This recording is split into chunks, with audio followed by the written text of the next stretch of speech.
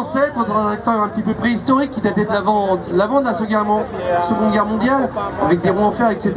Et chaque année ou chaque fois, Foll se renouvelle.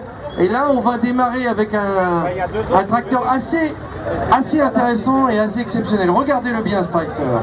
Il est rouge, il brille de mille feux.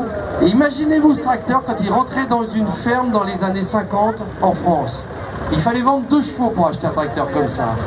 Et voyez ce tracteur magnifique, ça avait quand même suscité bien des discussions hein, entre le père, voire le grand-père et le fils, à savoir si on l'achetait ou pas.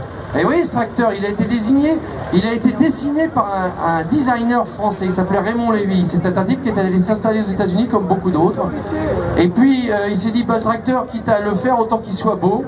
Et il a fait ce tracteur, il a fait d'abord la calandre, vous voyez, regardez un petit peu le look de ce tracteur. Et puis il a fait le logo, ce fameux logo IH là, que vous voyez à côté de Humo Farmal, on y reviendra. Et ce logo, ça représente un tracteur vu de face, une roue, un homme. Le point sur le i, c'est la tête de l'homme qui conduisait le tracteur. Donc voilà. Et je vous demande d'applaudir ce magnifique Farmala, parce que ça c'est quelque chose qui est arrivé malheureusement que dans les années 45-46 en France à cause de la Seconde Guerre mondiale. Ça aurait dû arriver dès les années 39. Mais imaginez quand dans une ferme il arrivait un truc pareil, c'était quand même presque Noël quoi.